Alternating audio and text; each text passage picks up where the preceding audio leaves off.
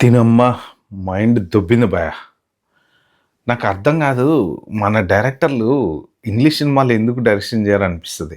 అది ఏదైనా గాని Telugu director, Tamil director, Hindi director whatever it is పక్కన పెట్టండి. మన రాజమౌళి గారు కానీ, లేకపోతే ఇప్పుడు ఈ గీతా మోహన్ దాస్ గారు టాక్సిక్ డైరెక్టరు.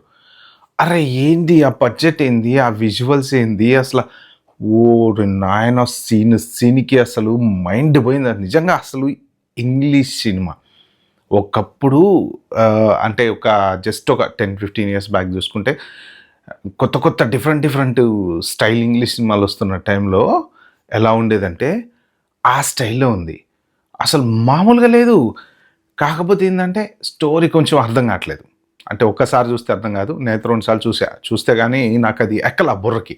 అసలేంటి కొడుకు పగ తీర్చుకుందాం అనుకుంటాడా? మొత్తానికి ఒక రివెంజ్ అనైతే ఖచ్చితంగా అర్థమైంది. వెళ్లి నువ్వు పగ తీర్చుకో. సో, అంటే ఒక రివెంజ్‌కి సంబంధించిన సబ్జెక్టు. కానీ ఆ విజువల్స్ ఏంది భయ్యా! ఓరి దేవుడా!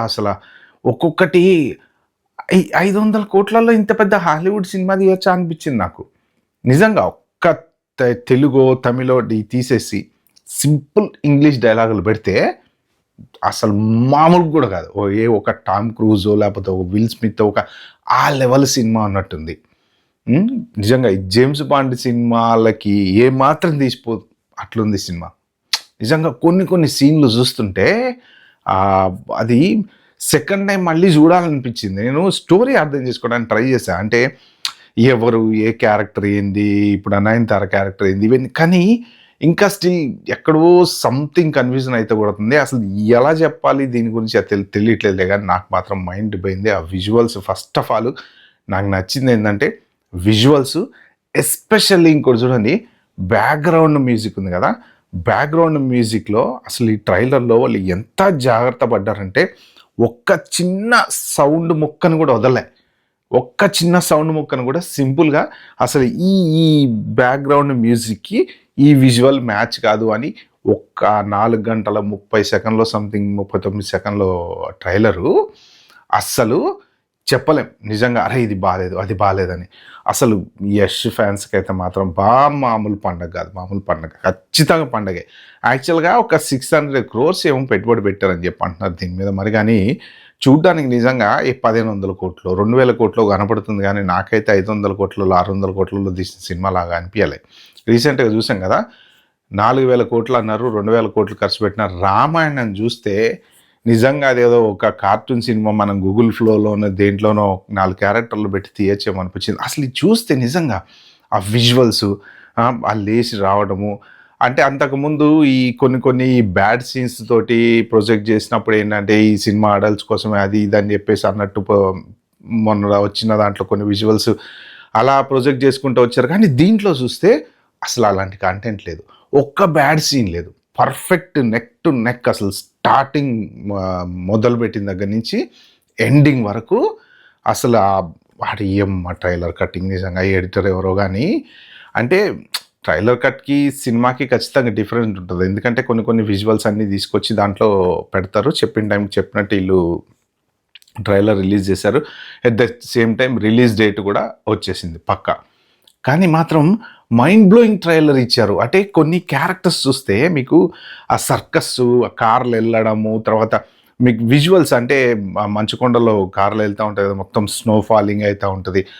ఆ సీన్స్ కూడా ఏంటంటే పగ తెచ్చుకోవడానికి వెళ్ళినప్పుడు విలన్ రావడము, ఆ యష్ డైలాగ్ చెప్పడం, కొంత డబ్బింగ్ తేడా అనిపించింది గానీ, ఆ ఇంగ్లీష్ సినిమాలలో లాగా వాళ్ళు ఆ కూర్చోటము, ఆ లైటింగ్ మెయిన్ అసలు ఆ లైటింగ్ గానీ, ఆ డార్క్ షేడ్స్ గానీ, ఆ ఫైట్‌లు, చంపటాలు, ఇది మాత్రం నిజంగా హాలీవుడ్ సినిమా బాయ్. సింపుల్‌గా అసలు డబ్బింగ్ ఇంగ్లీష్‌లో చెప్పితే హాలీవుడ్‌లో రిలీజ్ చేయొచ్చేమో అనిపించింది నాకు.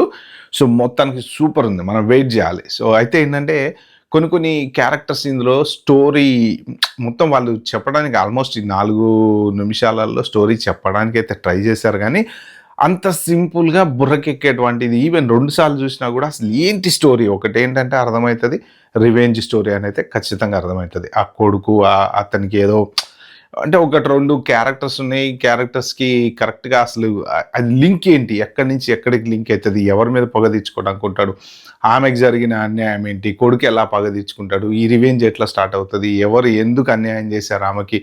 ఎందుకు అంటే చిన్న పిల్లలకి ఎలా ఉంటదంటే ఏదన్నా ఒక విజువల్ వాళ్ళ దాంట్లో పడిందంటే మైండ్‌లో పోదు. వాళ్ళు పెద్దయిన తర్వాత ఏందంటే దాన్ని కసిగా పగ తీర్చుకుంటారనమాట. సో, ఆ టైపు విజువల్స్‌లో ఆ రివెంజ్‌లో గూడా అసలు మామూలుగా గాదు.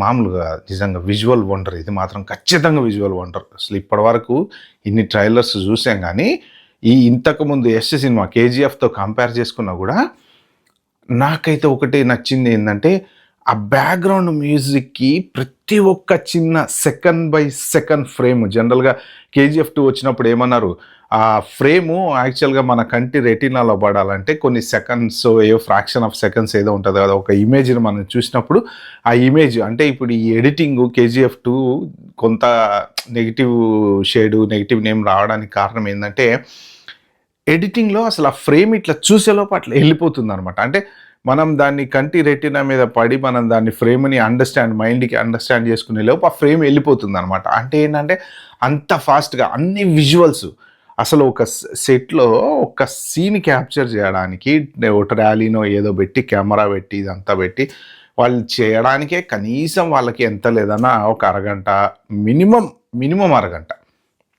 ఒక్కోసారి గంట, గంటన్నర గూడా పట్టొచ్చు. ఎందుకంటే అవన్నీ లైటింగు అవి అన్నీ సెట్ జేసుకోవాలి గదా! ఒక్క షాట్‌కి ఎంత లైటింగ్ అంత కష్టపడి తీసినటువంటి ఒక చిన్న ఫ్రేము అసలు ఇట్లా చూసేలోపు అట్లా ఎళ్ళిపోద్దనమాట. సో, అలాగా ఈ విజువల్స్ గూడా దీంట్లో ట్రైలర్‌లో గూడా టప్ టప్ టప్ టప్ టప్ టప్ టప్ వెళ్ళిపోతున్నాయన్నమాట. ఆ డైలాగులు కాక.